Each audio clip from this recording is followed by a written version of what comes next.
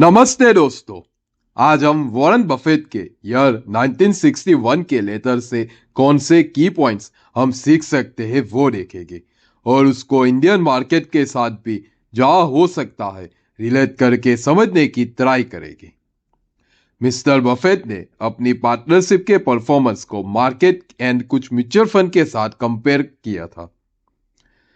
हम देख सकते हैं कि मिस्टर बफेट की पार्टनरशिप ने म्यूचुअल फंड एंड मार्केट को आउट परफॉर्म किया हुआ है।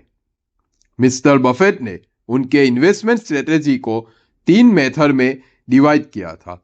हम समझने की ट्राई करते हैं कि वो 3 मेथड कौन कौन से थे।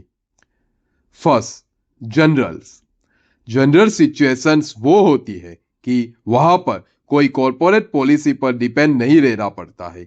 ये मार्केट सिचुएशन के साथ चलता है एंड आउट परफॉर्म करता है तेजी वाले मार्केट में। ऑल्सो ये कंपनीज के शेयर प्राइस मंदी वाले मार्केट में गिरते भी है। ऐसे शेयर्स लॉन्ग टर्म में अच्छा परफॉर्म करते हैं। ये शेयर्स में मिस्टर बफेट 5 to 10% अपनी एसेट के इन्वेस्टमेंट करते हैं।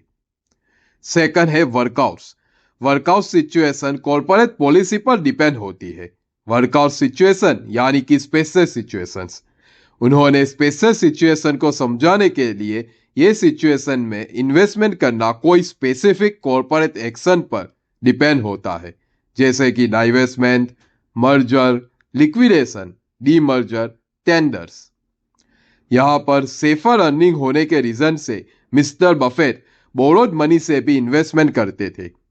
ये इन्वेस्टमेंट का मंदी के मार्केट में अच्छा परफॉर्मेंस आता है एंड तेजी के मार्केट में एवरेज या खराब परफॉर्मेंस हो सकता है। लास्ट कैटेगरी है कंट्रोल कैटेगरी।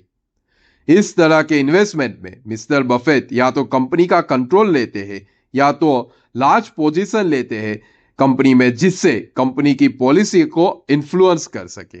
ईयर 1961 में मिस्टर बफेट ने डेम्स्टर मिल में 70% स्टेक होल्ड करते थे, जिससे ये कंपनी कंट्रोल कैटेगरी की बन गई थी।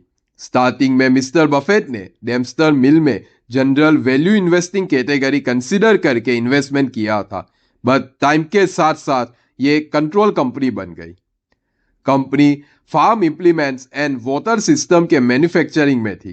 कंपनी का सेल्स $9 मिलियन का था, पर प्रॉफिट बहुत ही नॉमिनल था कंपेयर टू जो इन्वेस्टेड कैपिटल थी कंपनी में।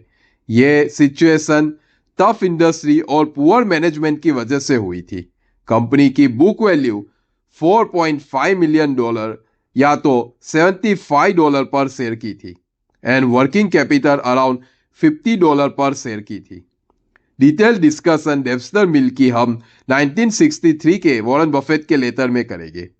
जनरली लोग उस कंपनीज में इन्वेस्ट करते हैं जहां पर मेजोरिटी लोग इन्वेस्ट कर रहे हो, या तो फिर जहां पर बड़े इन्वेस्टर्स इन्वेस्ट करते हो।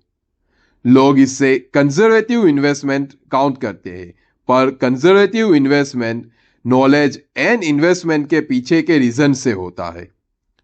ईयर 1962 में भी मिस्टर बफेट ने यही समझाया था कि उनके फोकस बियर मार्केट में आउट परफॉर्मेंस पर रहता है। उन्होंने ये भी कहा था कि उनका फोकस जब मार्केट 1% से डाउन होता है तब इन्वेस्टमेंट 0.5% से डाउन हो उस पर रहता है।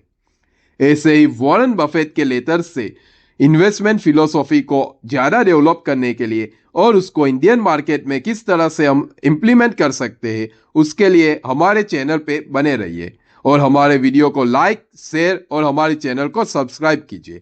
Thank you.